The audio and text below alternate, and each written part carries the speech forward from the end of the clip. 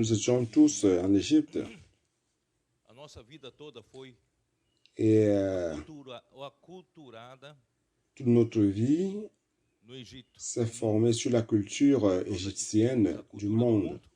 Nous avons acquis la culture du monde et nous n'avions aucune culture de Dieu.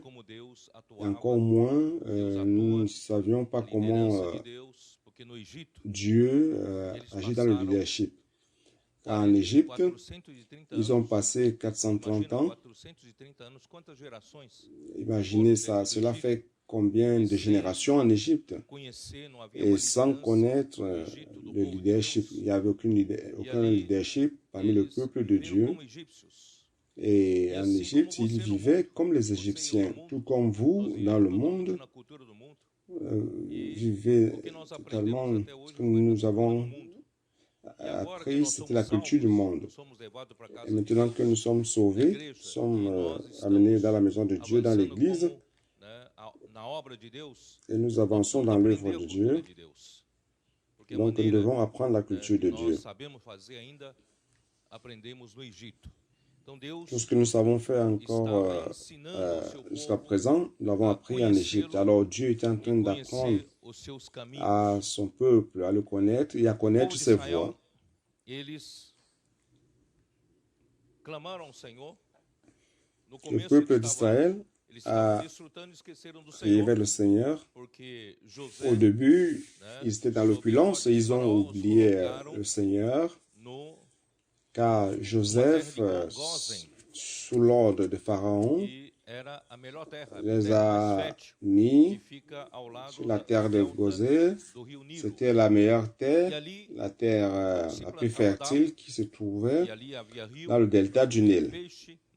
Et tout ce qui plantait produisait. Il y avait le fleuve pour manger du poisson. Ils élevaient le bétail.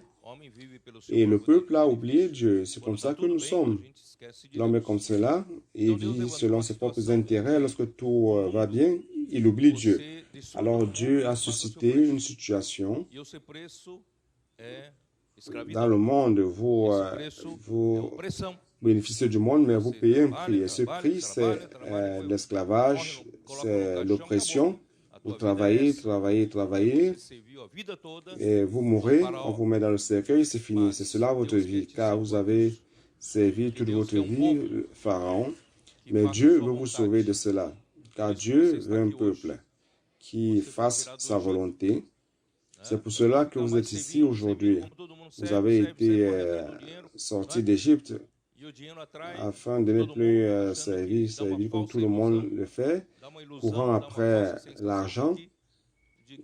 L'argent vous donne une fausse illusion, une fausse sensation de ce que notre vie, c'est l'argent comme on le dit, que l'argent nous apporte le bonheur que vous pouvez acheter, mais en fait, même que vous puissiez acheter tout ce que vous voulez, vous devenez esclave de cet argent, esclave de l'Égypte. Ils ont donc crié vers l'Éternel. L'Éternel les a sauvés. Il a commencé donc à préparer Moïse. La préparation d'un homme de Dieu afin de mener à bien le plan de Dieu est lente. La préparation est lente car Dieu ne va pas tout simplement donner la capacité à un homme et faire en sorte que l'homme travaille dans sa capacité. Non, cela serait le même principe de l'archange à qui Dieu avait donné la capacité. Il avait toute la capacité comme créature, la beauté et tout ce qu'il avait, et il croyait qu'il était égal à Dieu. Donc ce n'est pas ce chemin-là. Dieu, avec cet exemple de la rébellion du premier archange, Dieu nous enseigne qu'il ne veut plus tout simplement utiliser votre capacité. Afin que Dieu vous donne la capacité, c'est rapide. C'est un peu comme la fabrication de fleurs artificielles. Donc, du jour au lendemain, vous pouvez fabriquer des milliers de fleurs artificielles avec la machine. Mais pour cultiver la plante réellement, ça prend du temps. Donc, Dieu veut enseigner l'homme, il veut préparer l'homme. Donc, frère, Dieu veut enseigner l'homme que Dieu, pour préparer l'homme, c'est difficile car Dieu n'utilise pas la capacité propre de l'homme pour accomplir son œuvre. Dieu utilise l'homme, travaillé par Dieu, pour servir le canal à Dieu, lui-même utilisant sa puissance pour transformer l'homme. Donc, pour que l'homme devienne le canal, c'est très difficile. C'est pour cela que Dieu doit travailler dans notre personne. Frère, ne pensez pas que parce que vous êtes utile à Dieu, vous avez la capacité et tout cela ne vaut rien. Si Dieu ne travaille pas en vous, s'il ne travaille pas en notre personne, pour vous transformer en canal afin que Dieu vous utilise, c'est Dieu même qui travaille. Donc, c'est ça le principe. Donc, Moïse a passé 40 ans, il a été éduqué. Dans les termes d'aujourd'hui, on pourrait dire qu'il avait été éduqué à Harvard, dans les meilleures écoles de ce monde. Il a été bien préparé. Il a été éduqué comme le fils de la fille de Pharaon et il trouvait qu'il avait beaucoup de capacités. Donc, dans sa capacité, il a fini par tuer un Égyptien qui maltraitait un de ses frères. Et lorsqu'il a su que le jour suivant que cette nouvelle est parvenue à Pharaon, il a senti qu'il était en danger, il a fui au désert de Midian où il a passé 40 ans faisant paître le troupeau de son beau-père Jéthro. Donc 40 ans plus 40 ans, ça fait 80 ans d'âge. Alors le Seigneur l'a appelé dans un buisson. Il était surpris de voir qu'il y avait le feu sur le buisson et le buisson ne se consumait pas. Alors il voulait s'approcher et une voix, l'ange du Seigneur lui a dit: enlève les souliers de tes pieds car la terre sur laquelle tu es, c'est une terre sainte. Alors il s'est rendu compte que ça c'est la manière de Dieu d'utiliser l'homme. Il veut travailler sur l'homme afin que l'homme soit adéquat comme ça il pourrait mettre le feu sur l'homme sans que l'homme ne se consume comme le buisson. Donc Moïse a 80 ans. Lorsqu'il s'est rendu compte qu'il n'était plus capable d'accomplir l'œuvre que Dieu lui avait confiée de libérer le peuple d'Égypte, c'était dans le moment adéquat. C'est ça le principe de Dieu pour nous utiliser. Ne pensez pas que vous avez la capacité de faire quoi que ce soit. Donc, pour que Dieu vous utilise, il doit d'abord travailler en vous ou en nous. Donc, nous voyons en fait le contexte de 2 Corinthiens. 2 Corinthiens parle des ministres de la Nouvelle Alliance. Et les ministres de la Nouvelle Alliance sont préparés avec beaucoup de souffrance, beaucoup d'affliction. Ils sont préparés avec beaucoup de moments d'injustice. Ils vont subir les injustices. Ils vont passer par des situations difficiles, des situations de mort, et non seulement de la mort physique, mais c'est de la mort de votre vie d'âme. Donc, ce sont les personnes qui sont préparées de cette manière. Et si vous pouvez lire 2 Corinthiens, vous allez voir que Paul parlait en fait de lui-même et de ce qui est avec lui, et principalement de lui-même. C'est une autobiographie de Paul dans 2 Corinthiens, montrant combien il a connu des souffrances afin que Dieu puisse l'utiliser. C'est la même chose avec Moïse. Donc à partir de là, Dieu a envoyé Moïse vers le peuple, vers Pharaon, car Dieu voulait l'utiliser pour libérer le peuple d'Égypte. Et Moïse a dit, je ne suis plus capable de faire cela. Si tu m'avais cherché 40 ans plus tôt, Seigneur, peut-être que j'en aurais été capable. Maintenant, j'ai la langue lourde, la bouche pesante. Comment je veux parler à Pharaon? Mais Dieu lui a dit, va, c'est pas moi qui t'envoie. N'est-ce pas? C'est lui qui a créé la bouche. Il va donc mettre la parole dans ta bouche. Bien que tu n'aies plus cette éloquence, alors j'utiliserai ta bouche et tu seras pour Dieu.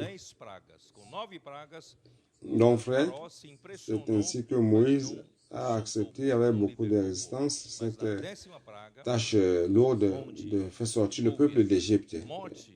Et vous le savez, avec 9 plaies, Pharaon a été impressionné, mais n'a pas libéré le peuple. Alors à la 10e plaie, où il y avait la mort des premiers-nés dans toutes les maisons d'Égypte, et pas seulement d'hommes, mais aussi d'animaux.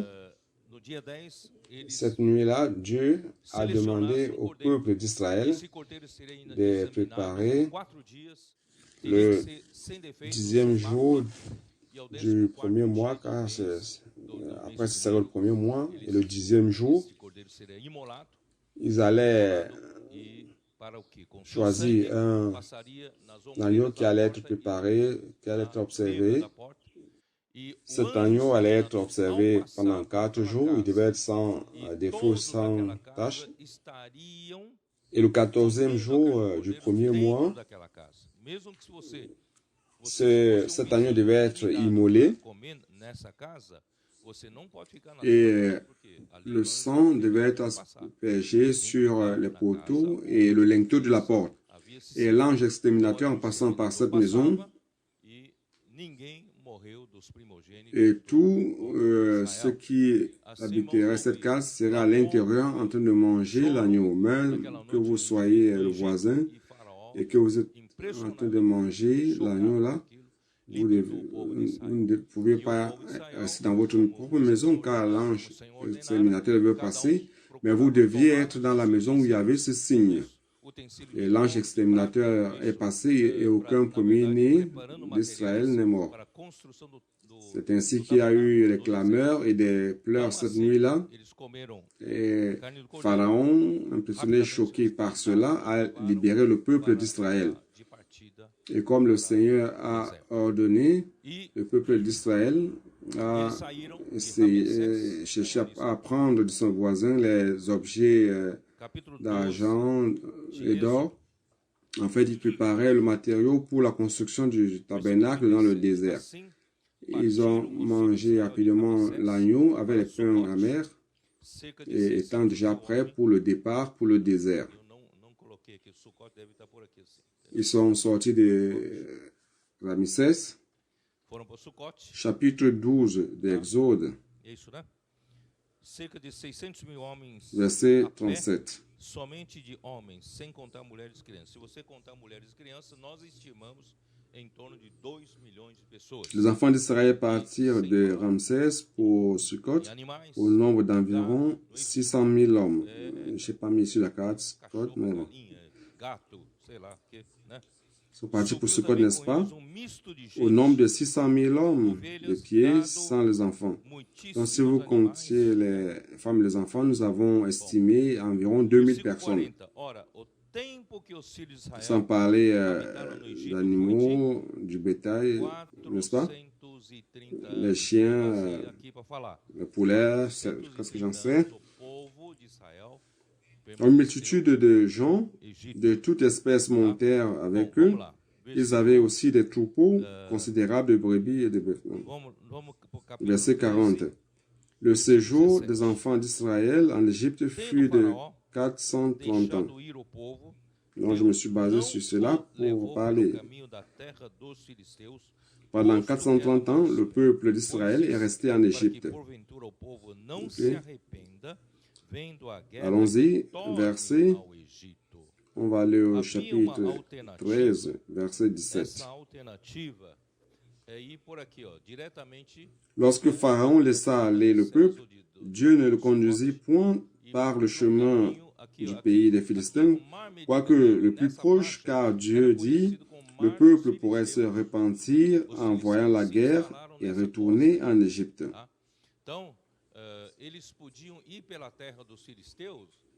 Il y avait une voie alternative qui consistait de partir directement d'ici, Ramsès, Sukkot, ici à la mer Méditerranée, était connue comme la mer des Philistins.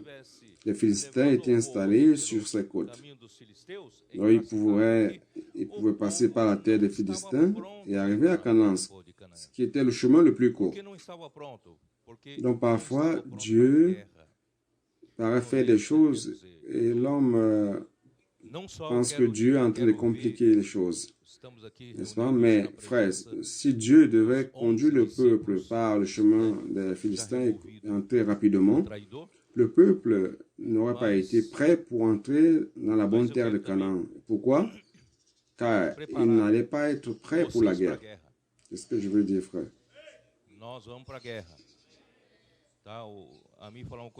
Nous sommes réunis ici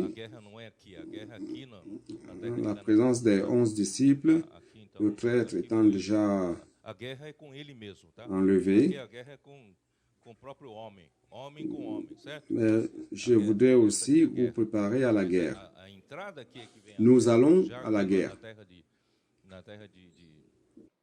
Ami a dit quelque chose qui n'était pas vrai. C'est pas que la guerre c'est ici, la guerre c'est là, sur la terre de Canaan. Donc ici, la guerre c'est avec eux-mêmes. C'est-à-dire la guerre c'est l'homme avec lui-même. Mais c'est l'entrée ici, il y a la guerre. Car déjà, nous avons la terre des Moabites, il y avait la guerre là. Si bien que 3 tribus et demi se sont installées ici de l'autre côté du Jourdain. Donc, frères, nous ne sommes pas prêts pour la guerre si nous ne traitons pas ce vieil homme qui se trouve très capable d'accomplir les choses de Dieu. Alors, nous n'allons pas réussir à entrer pour la guerre. Bon, après, je parlerai de cela. Donc, qu'est-ce qui s'est passé ici?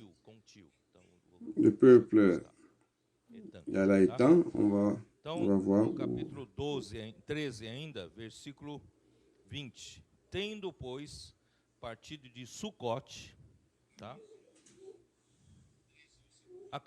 Chapitre 13, verset 20.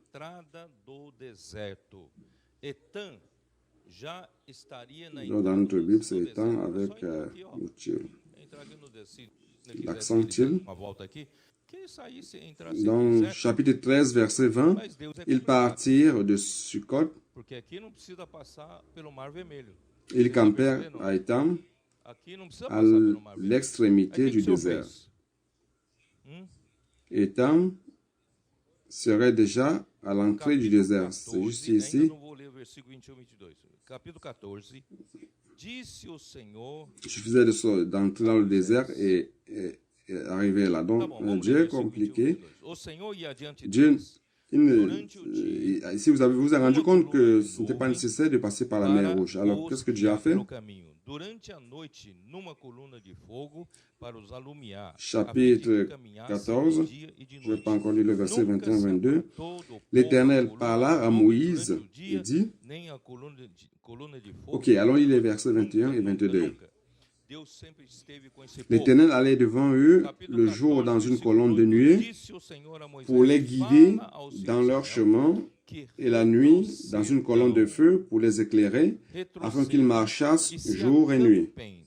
La colonne de nuée ne se retirait point de devant le peuple pendant le jour et la colonne de feu pendant la nuit. Jamais, jamais, jamais.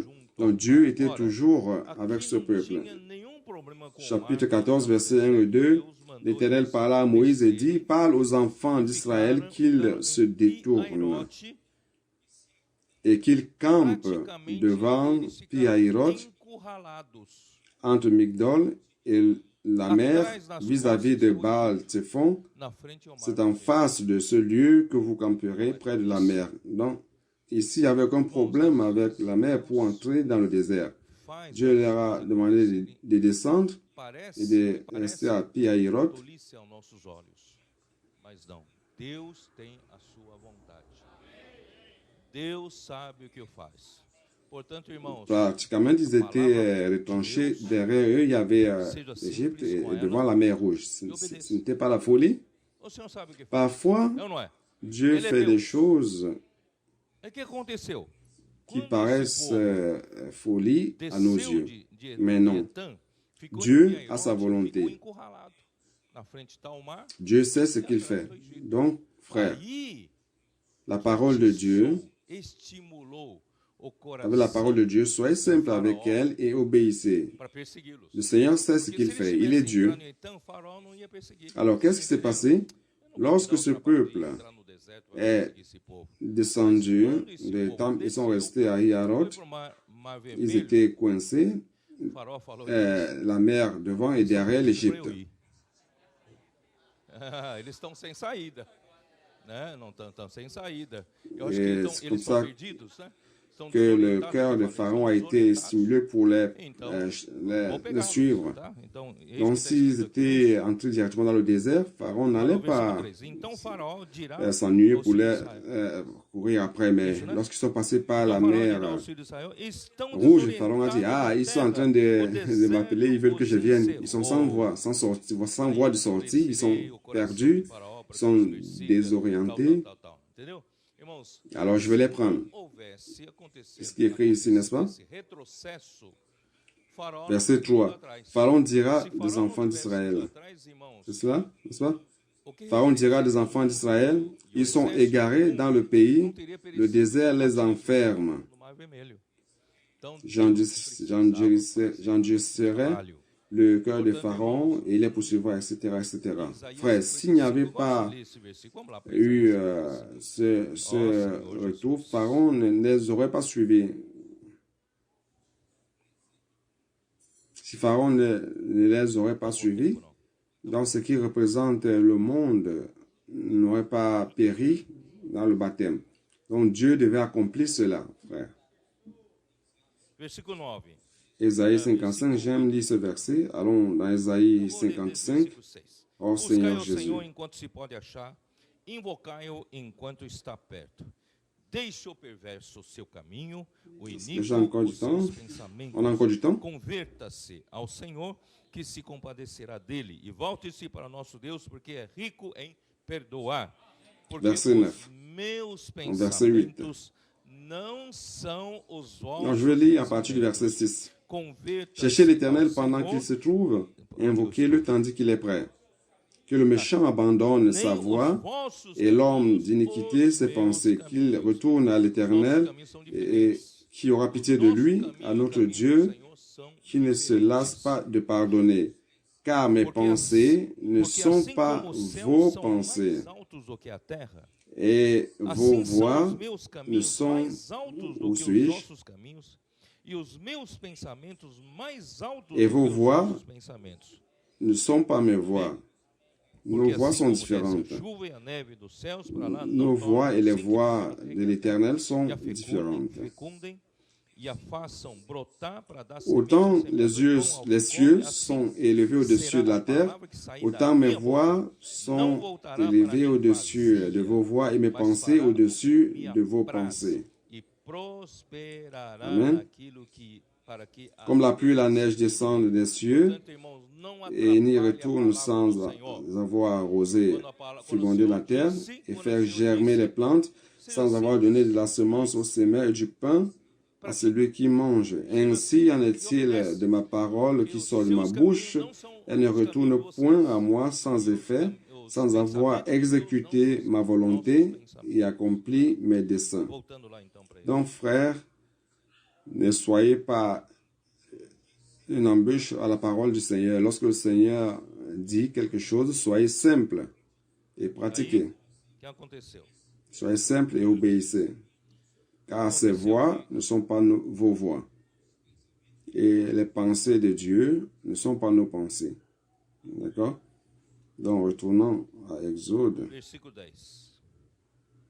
Versículo 9 diz assim: perseguiram-nos os egípcios todos os cavalos e carros de Faraó e os seus cavalarianos. Et qu'est-ce qui s'est passé? Il s'est donc passé que e os alcançaram acampados junto ao mar, perto de Pi-Hahirote, de fronte a Baal-Zephon. Le verset 9 dit ceci: les Égyptiens les poursuivirent et tous les chevaux, les chars de Pharaon, ses cavaliers et son armée les atteignirent campés près de la mer, vers Pi-Hahirote, vis-à-vis de Baal-Zephon.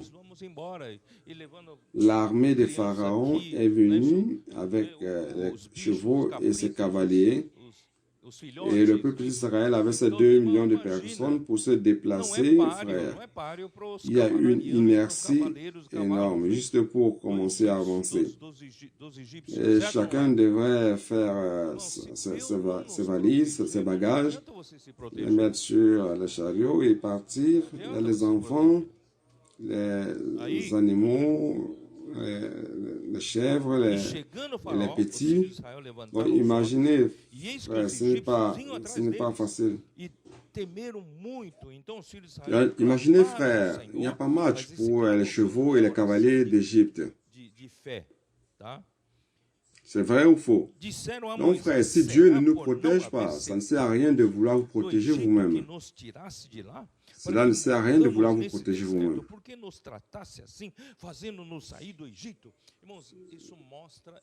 Lorsque Pharaon est arrivé,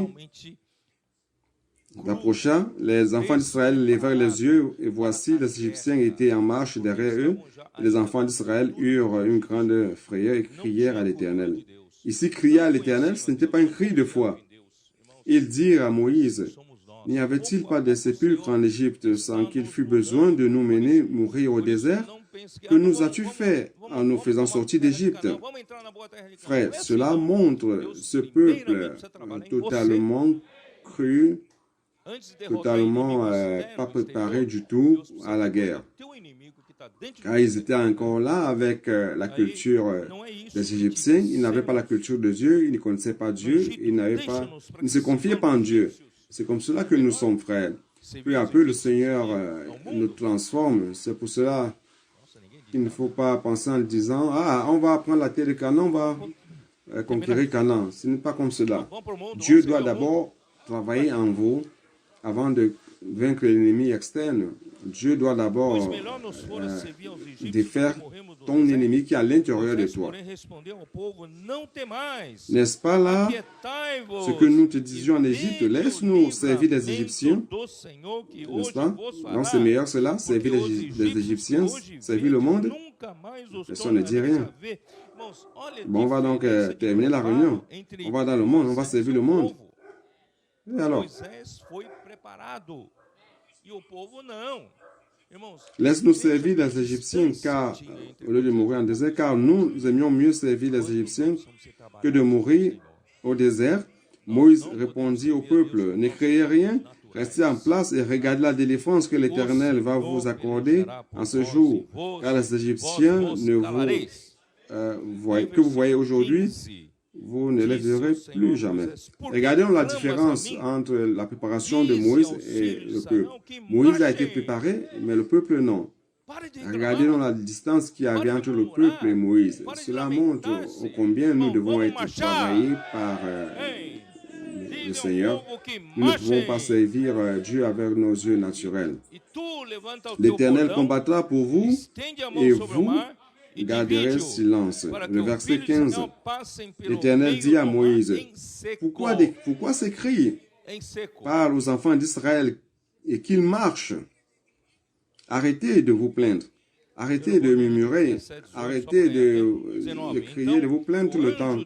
Allons marcher, frère.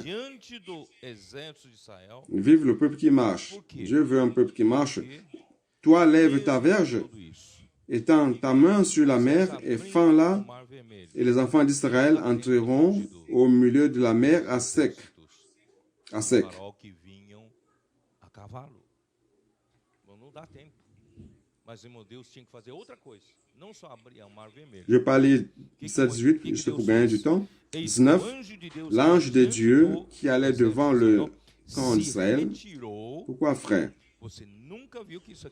Parce que même avec tout cela, Moïse, qui a fendu la mer Rouge, il n'y avait pas le temps de fuir de l'armée de Pharaon qui venait à chevaux. Il n'y avait pas de temps. Alors Dieu devait faire autre chose, pas seulement ouvrir la mer Rouge. Qu'est-ce que Dieu a fait? L'ange de Dieu qui allait devant le camp d'Israël partit. Vous n'avez jamais lu cela dans votre Bible. Vous avez lu sans comprendre. L'ange de Dieu est parti et alla derrière eux. Et la colonne de nuée ne les précédait, qui les précédait partit et se tint derrière eux. C'est la première fois que vous voyez cela dans votre Bible, n'est-ce pas? Vous n'avez jamais lu cela dans votre Bible. Cette colonne de nuée, frère, est allée derrière. Pourquoi? Pour protéger le peuple. Protéger de quelle façon? Allons lire. E a mesma nuvem era claridade para outros. Você já pensou, você com seu carro mais veloz, mas entra numa escuridão? Elle se plaça entre le camp des Égyptiens et le camp d'Israël. Cette nuée était ténébreuse d'un côté et de l'autre pour les Égyptiens, n'est-ce pas? Et de l'autre pour les Israélites, elle éclairait la nuée. Donc, la même nuée était ténèbres pour l'un et clarté pour l'autre. Vous avez déjà pensé, vous avez votre voiture la plus rapide et vous entrez dans une obscurité où les brouillards, où vous ne voyez rien du tout.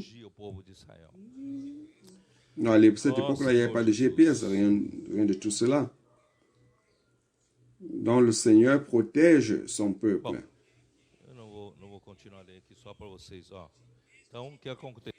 De manière que cette nuée était ténébreuse d'un côté et de l'autre, éclairée, et les deux camps n'approchèrent point l'un de l'autre pendant toute la nuit.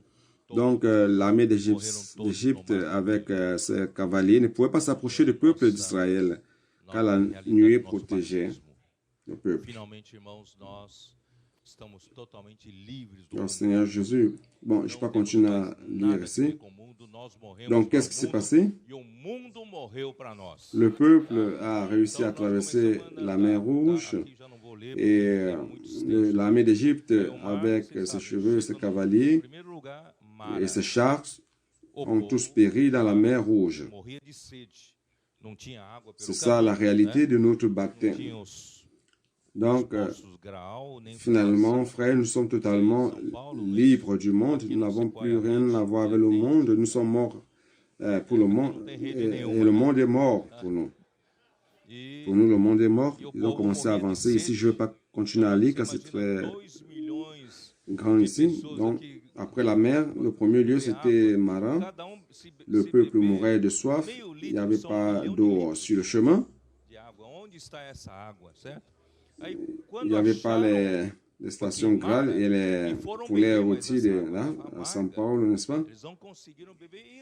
Ici, il n'y a aucun réseau, n'est-ce pas? Le peuple mourait de soif. Imaginez 2 millions de personnes. Et s'il fallait boire de l'eau, si chacun buvait un demi-litre, il aurait fallu 1 million de litres. Alors, où trouver cette eau? Lorsqu'ils sont arrivés à Mara, ils ont essayé de boire de cette eau. C'était de l'eau amère. Ils n'ont pas pu boire. Et déjà, ils ont commencé à murmurer. Ce peuple, vous savez que murmurer. Où est-ce que cela a été écrit? 15:22.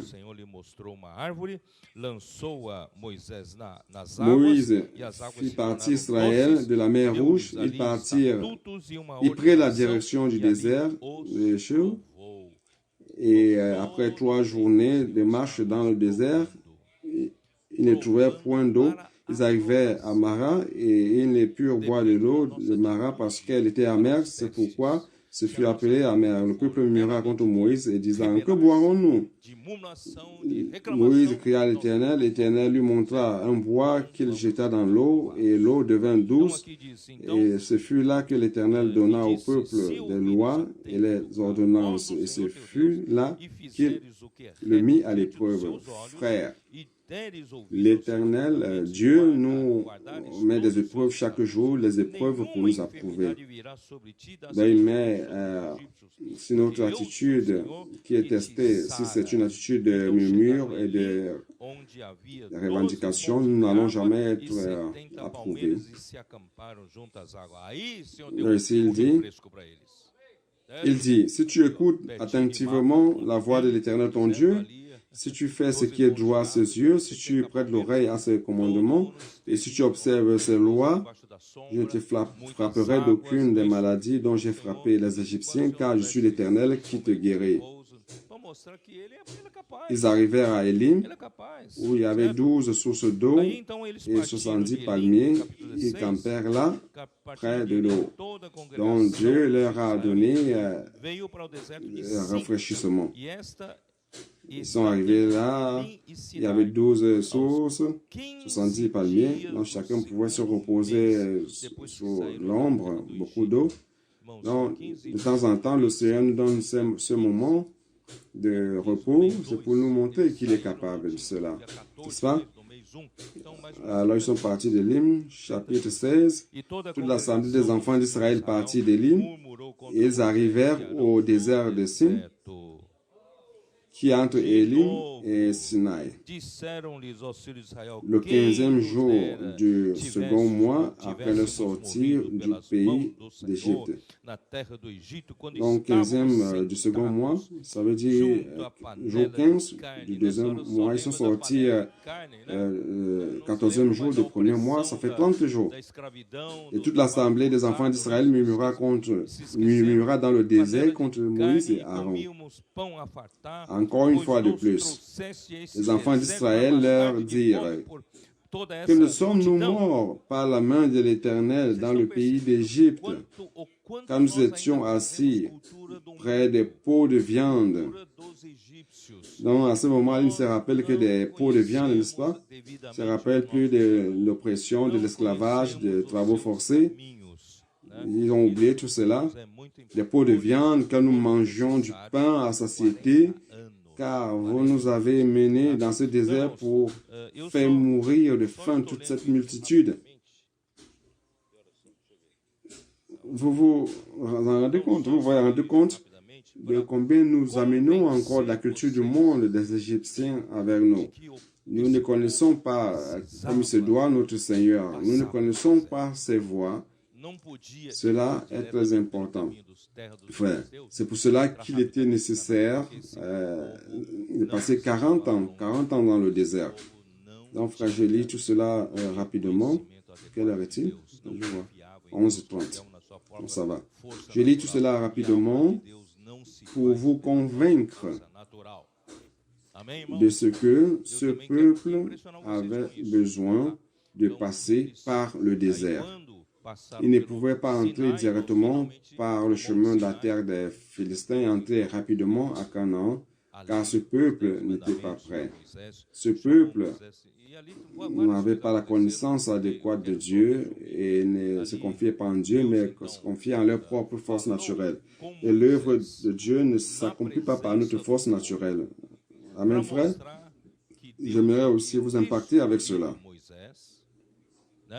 Lorsqu'ils sont passés par le Sinaï, finalement au mont Sinaï, Dieu a alors donné la loi, les 10 commandements à Moïse.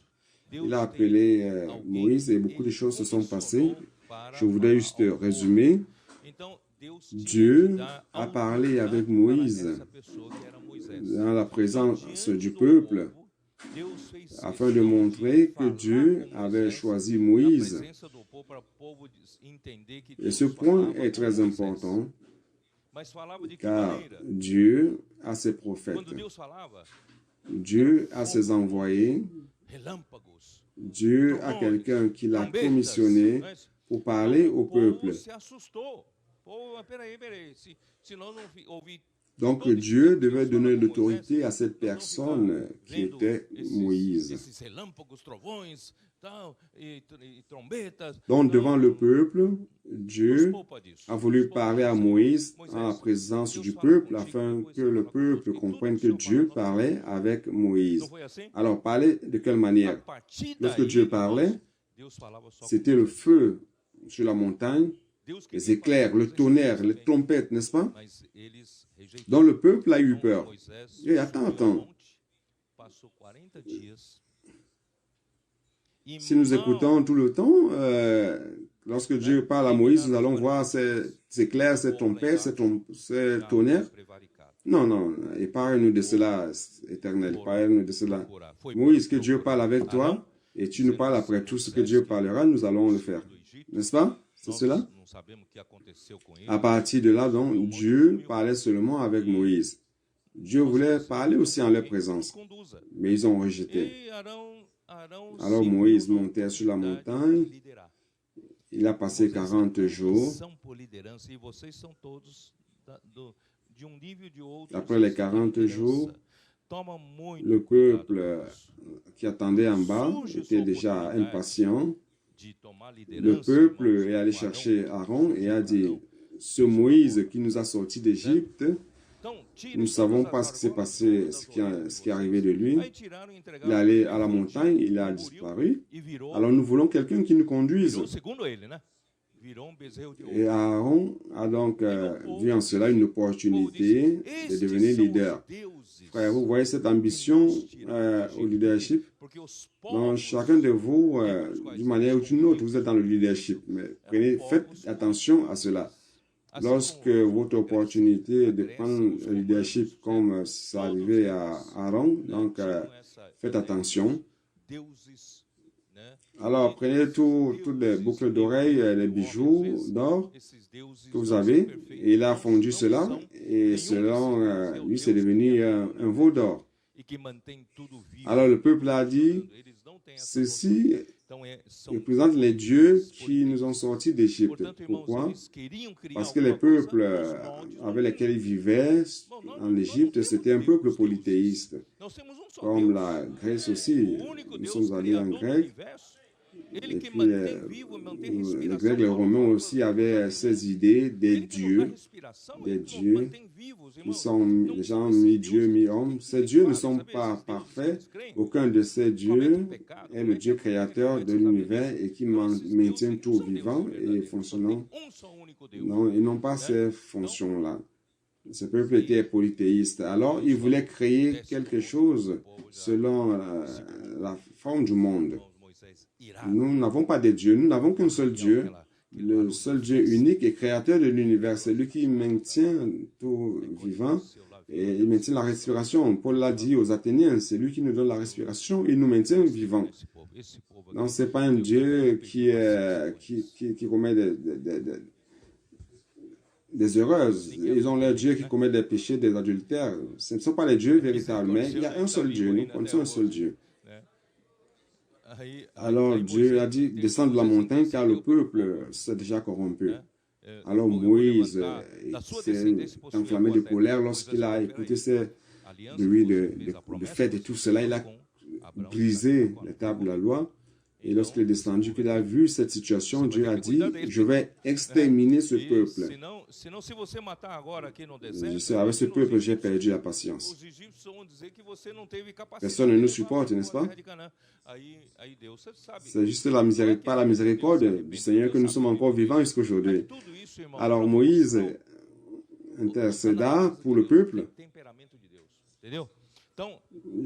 L'Éternel a dit, je veux susciter de ta descendance, de toi une descendance pour entrer dans la bonne terre. Moïse a dit, attends, ta promesse c'était avec Abraham, Jacob et Isaac, c'est pas avec moi. Ce peuple t'appartient, tu dois en prendre soin. Car si tu tues ce peuple ici dans le désert, imagine les Égyptiens, ils vont dire que tu n'as pas eu la capacité d'amener ce peuple dans la bonne terre de Canaan. Et Dieu, vous savez, bon, c'est pas que Dieu s'est repenti, Dieu savait cela, tout cela, mais tout ceci, c'est pour montrer la nature de Dieu, le tempérament de Dieu. Vous comprenez? Donc finalement, Dieu a dit ceci, ok. Donc comme j'ai fait cette promesse, je vais accomplir ma promesse, ma parole ne revient jamais dit, sans avoir fait son effet. Donc je veux conduire ce peuple vers la bonté de Canaan, mais moi-même je n'y vais pas. Je vais envoyer un ange devant eux et ils vont aller prendre possession. Moïse a dit non, alors on va causer encore, on va causer. Si ta présence n'est pas avec nous, ne nous fais pas sortir de ce lieu. Moi, je n'y vais pas. En d'autres termes, Moïse a dit, je n'y vais pas. Là, c'est comme ça. Vous savez, c'était mon expérience. J'ai dit au Seigneur, si ta présence n'est pas avec nous, moi, je n'y vais pas. Qui sommes-nous? Même que Dieu envoie les anges et que lui n'y va pas, ça ne va pas marcher. Avec le Seigneur, c'est déjà difficile d'imaginer, donc, car ce peuple est difficile. Ce peuple est difficile. Oui ou non? Alors le Seigneur m'a donné la parole la plus consolatrice et réconfortante. Ma présence sera avec toi et je te donnerai du repos. Et alors Moïse, Dieu lui donne la main, il veut le bras. Et il a dit au Seigneur, à l'Éternel, je veux ta gloire. Et cela m'a amené à me rendre compte que la gloire, ce n'est pas seulement la loi, mais ce n'est pas seulement la lumière, pardon, mais c'est la présence de Dieu, c'est Dieu même révélé. C'est ça la gloire de Dieu. Et Dieu a dit, tu ne peux pas voir mon visage, je vais te mettre. Si tu vois mon visage, tu vas mourir. Je vais te mettre dans une fente de pierre, donc je passe, lorsque je serai passé, tu vas voir mon dos. Et Dieu a permis qu'il puisse voir une partie de Dieu, une partie de la gloire de Dieu. Donc la gloire de Dieu, c'est Dieu lui-même. La gloire de Dieu, c'est Dieu lui-même. Donc c'est de là que toute la lumière est venue jusqu'à aujourd'hui que nous connaissons de la glorification. Donc retournons. Alors ici sur le mont Sinaï, il y a beaucoup d'histoires de ce qui s'est passé ici. Mais je vais faire court. Ils sont arrivés là, frère.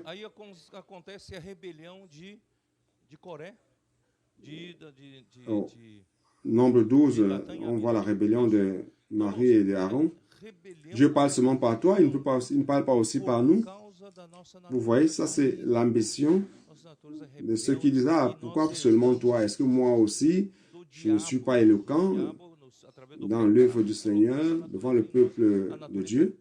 Est-ce que je n'ai pas aussi parlé au peuple de Dieu? Il y a, frère, toujours, s'il y a cette ambition, nous devons l'annuler. Dieu est parmi nous. Alors il y a eu la rébellion.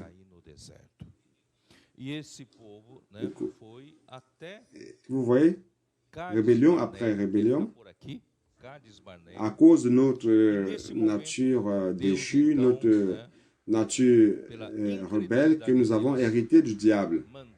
Le diable, à travers le péché, a mis cette nature en nous, cette nature pécheresse et rebelle contre Dieu. Devant n'importe quelle situation, nous devenons rebelles.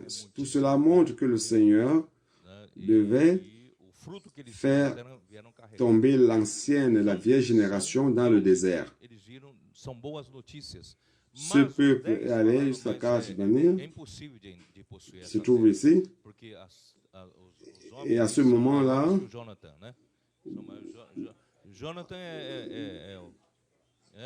à cause de l'incrédulité, Dieu a fait envoyer 12 espions sur la terre de Canaan. Ils sont revenus, vous connaissez l'histoire. Beaucoup sont revenus, on dit que la terre était très bonne et que les fruits étaient superbes. Donc, ils ont apporté des bonnes nouvelles, mais les 10 ont dit qu'il est impossible d'entrer en possession à cette terre car les gens qui sont là-bas sont plus grands que Jonathan, n'est-ce pas? Jonathan, à côté d'eux, c'est un nain. Il devait avoir, je vois, 3-4 mètres, des véritables bêtes, grandes bêtes. Donc, il ne paraissait même pas des êtres humains, n'est-ce pas? Non, je ne parle pas de lui, je parle de ceux qui sont plus grands que lui. Une fois, j'étais à l'aéroport, je ne me rappelle pas où, c'était aux États-Unis. Alors, au portique d'embarquement, j'attendais l'embarquement. à côté de moi, il y avait un de ces... Moi, j'étais ici, un peu à la main de lui. Sa main était un peu ici. Et je regardais. Là, tout haut, il ne paraissait pas un être humain. Il était tellement grand qu'il ne paraissait pas un être humain. J'ai dit, cette terre-ci, là, c'est difficile de la conquérir. Les villes sont fortifiées. Nous sommes comme des criquets. Il leur suffit de nous écraser avec leurs doigts. Ce n'est pas possible d'entrer. Alors le peuple a commencé à pleurer, mais il y avait deux qui avaient un esprit différent. Caleb a dit, oui, nous allons entrer en possession de la terre. Dieu nous a déjà donné la victoire. Ils seront comme des pains que nous allons dévorer. Allons-y. Mais la majorité du peuple n'a pas répondu à cet appel. Ils ont commencé à murmurer, à revendiquer. Vous connaissez l'histoire, n'est-ce pas? Ils voulaient élire un homme pour retourner en Égypte. Regardez donc quelle offense. Avec tout ce que Dieu a fait devant leurs yeux, les miracles, les signes, les délivrances, la nourriture, l'eau, la manne. J'ai dit qu'il n'y avait pas de réseau d'appui sur l'autoroute, mais le Seigneur ne les a pas laissés mourir de faim. Il y avait du pain qui était livré à domicile chaque matin. Il suffisait d'ouvrir la tente et d'en recueillir. Israël a dit, les gens ont en Israël, les gens disent, quel est le goût de la manne? La manne, c'est le goût de la nourriture que vous voulez manger. Si vous voulez manger de la farine, alors chaque fois vous aurez donc le goût, la manne aura le goût de la viande. Si vous voulez manger de la feijoada, donc la manne avait le goût de la feijoada.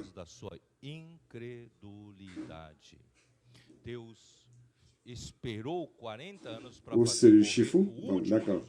Alors, qu'est-ce qui s'est passé?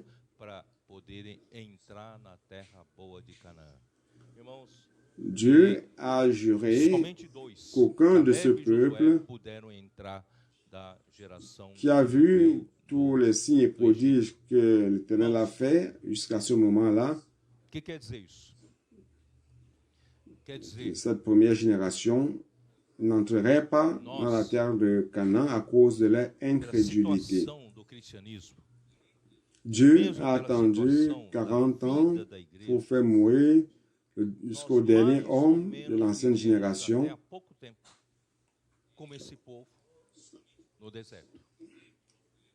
Et les empêcher d'entrer dans la terre de Canaan. Seules deux personnes, Caleb et Josué, de l'ancienne génération, pourraient entrer dans la bonne terre d'Égypte. Qu'est-ce que cela veut dire, frère? Ça veut dire que nous, par la situation du christianisme, même par la situation de la vie d'église, nous vivions plus ou moins, il y a un peu de temps de cela, comme ce peuple dans le désert. Dans un passé récent encore, entre nous, il y avait des climats de dispute pour la puissance, pour... il y a des climats de critiques, de compétition, de médisance. N'est-ce pas qu'il y en avait? Il y a quelque temps de cela, il y a eu un type de rébellion parmi nous. Pourquoi? Parce que nous sommes enfantins.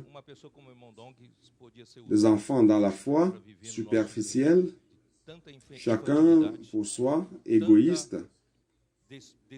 Donnons grâce à Dieu.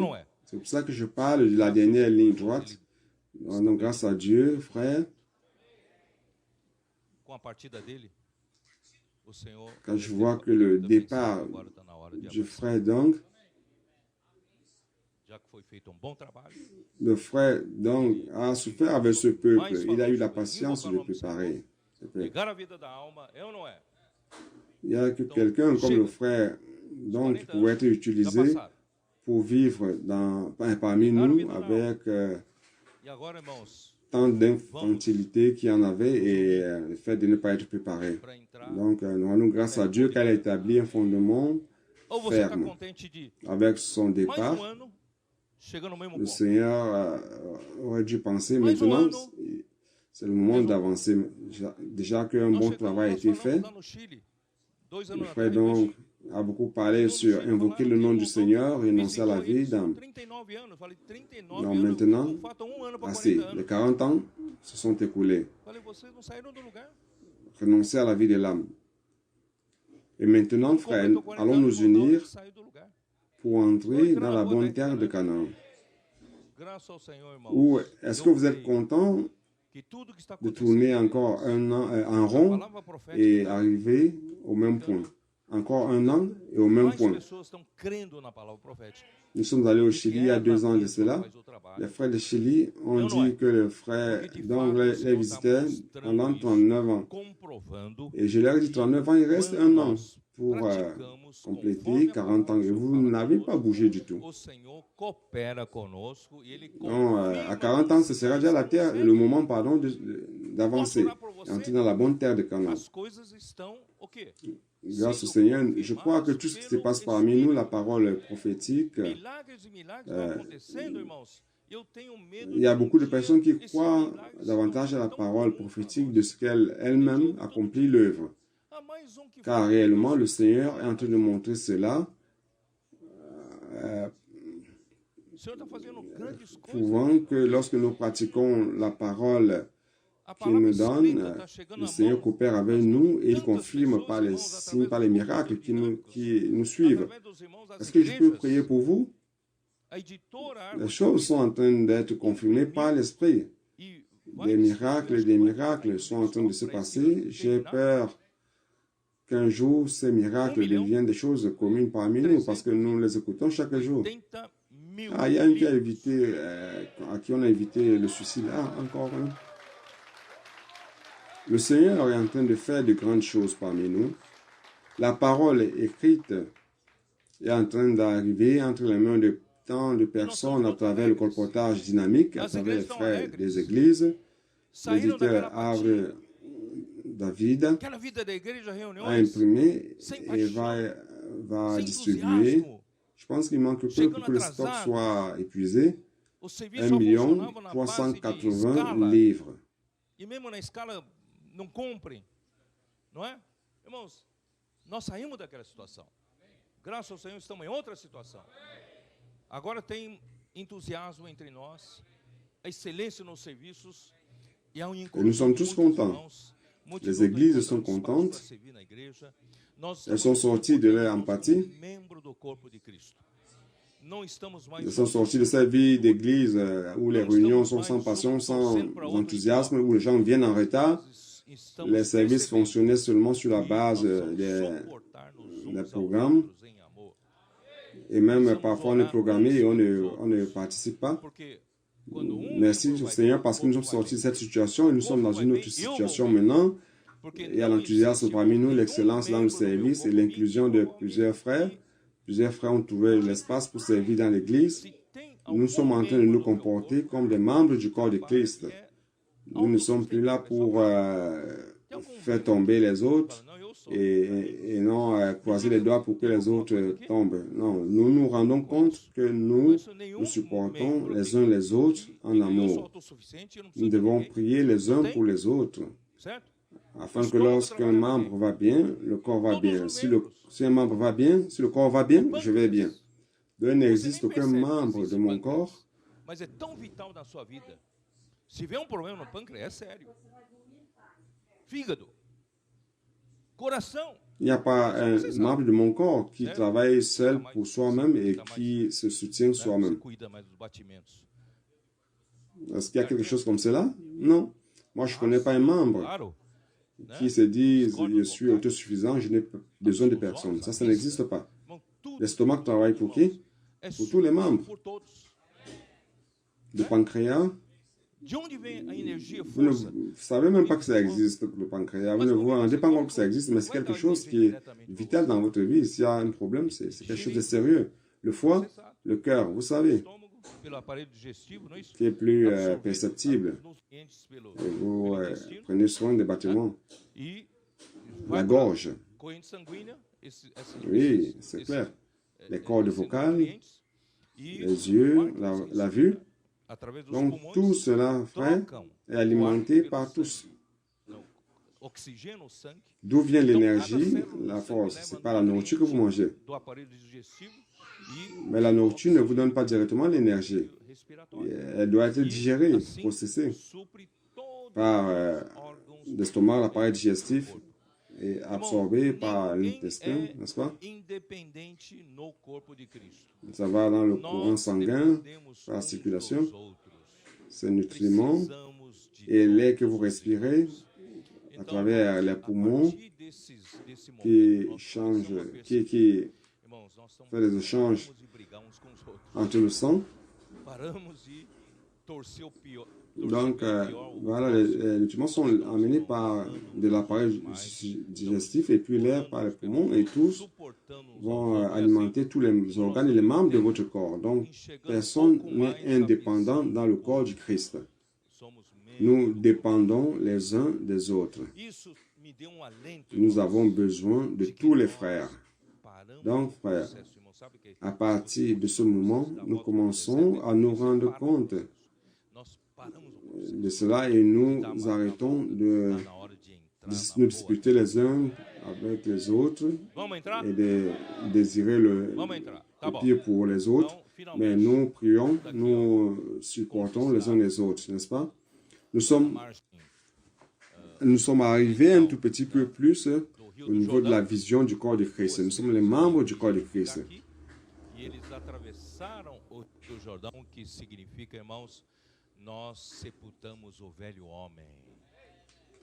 Donc cela m'a donné quelque chose, frère. Nous avons arrêté le processus de tourner en rond et nous sommes en train d'entrer dans la bonne terre de Canaan. Allons entrer?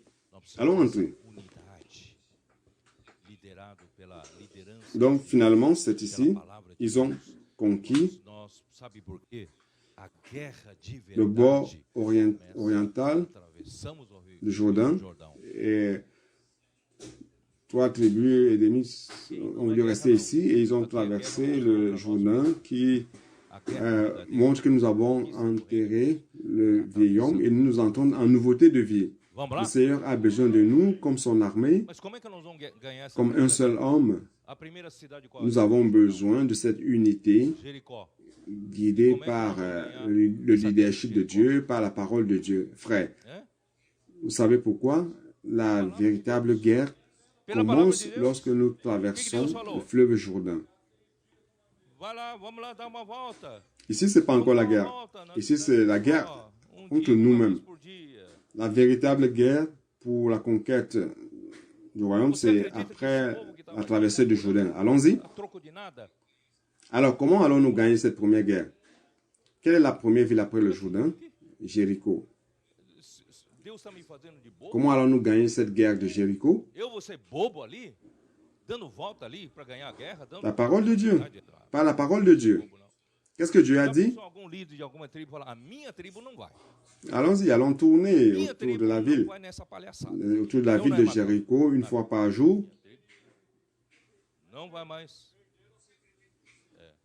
Vous croyez que ce peuple qui était là murmurait pour rien, et ce peuple qui murmurait pour un peu n'allait pas murmurer? Dieu pense que je suis bête, il fait de moi une bête. Est-ce que je vais être bête hein? Tournant tout autour de la ville pour gagner la guerre? Ah non, je ne vais pas être bête. Essayez d'imaginer un leader d'une tribu qui dit, ah, ma tribu ne va pas à cette clownerie. N'est-ce pas? Ma tribu n'y va plus. Nous n'avons plus cette culture. Grâce à Dieu, nous confions la parole prophétique, nous confions la parole du Seigneur. Oui ou non? Ils ont fait selon la parole. Ils ont tourné autour de la ville. Donc, je crois, frère, que personne de cela n'a pensé dans son cœur que je suis en train de faire des choses de bêtes ou ça c'est de la clownerie. Car Si cela était, il n'aurait pas eu l'unité nécessaire pour faire tomber la muraille. N'est-ce pas? Et nous rendons grâce au Seigneur car ils étaient un. Et c'est à cela que je me réfère. Je vais encore parler à la conférence sur l'unité, montrée dans Jean 14, 15, 16, 17. Cette unité est bien au-delà de ce que vous avez connu jusqu'au jour d'aujourd'hui. Cette unité est bien au-delà de cela. Pourquoi? L'unité que nous avons connue jusqu'aujourd'hui ne sera plus suffisante pour la guerre. Nous allons vers un autre niveau d'unité. Frère, nous devons être réellement un.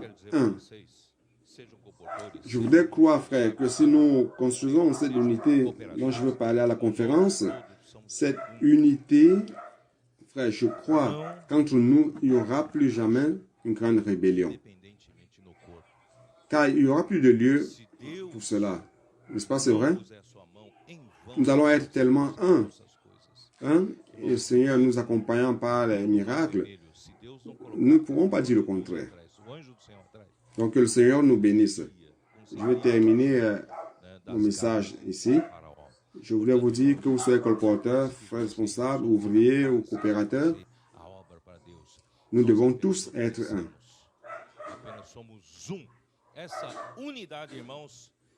N'agissez jamais d'une manière indépendante dans le corps.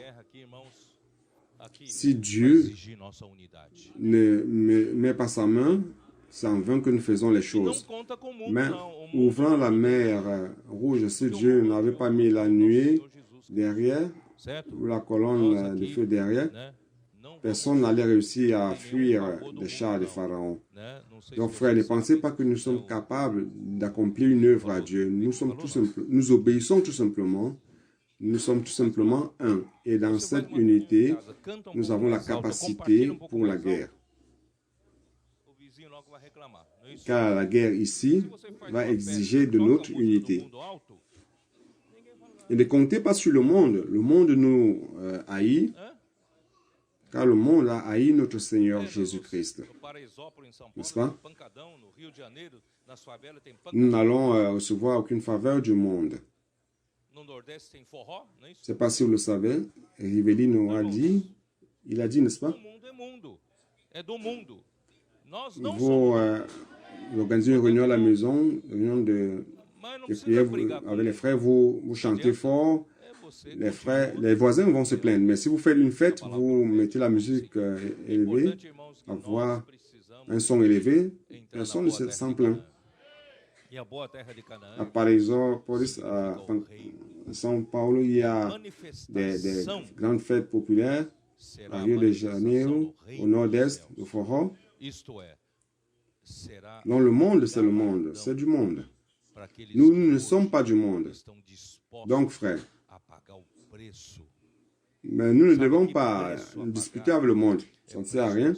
Il suffit de continuer d'être fidèle à la parole prophétique et on va avancer. Il est important, frère, que nous entrions dans la bonne terre de Canaan. Et la bonne terre de Canaan signifie le royaume. Et la manifestation sera la manifestation du royaume des cieux.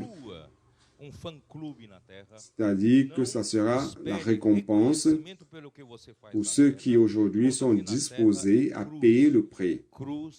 Vous savez quel est le prix à payer? C'est le prix de votre renom. Dieu ne veut qu'aucun de nous recherche un renom sur cette terre, que personne ne cherche sa propre gloire sur cette terre. Jésus a dit, je ne suis pas venu pour rechercher ma propre gloire, mais il est venu pour faire la volonté de celui qui l'a envoyé. Donc, frère, ne construisez pas un fan club sur terre. N'attendez pas la reconnaissance de ce que vous faites ici sur terre. Ici, sur cette terre, c'est la croix et la croix, car nous devons être travaillés par Dieu. Ne recherchez pas les renoms, la reconnaissance, les applaudissements, les éloges. D'ailleurs, je l'ai dit au petit déjeuner ce matin, même les frères qui sont dans le leadership, ils sont honorés par les frères. ils sont respectés par les frères. Mais étant même dans une position comme celle-là, nous devons apprendre, comme Moïse, qui était l'homme le plus passant, le plus doux de toute la terre. Donc ne laissez jamais l'orgueil entrer dans votre cœur, ne laissez jamais l'arrogance entrer dans votre cœur. Maintenez-vous toujours humble devant le Seigneur et devant les hommes.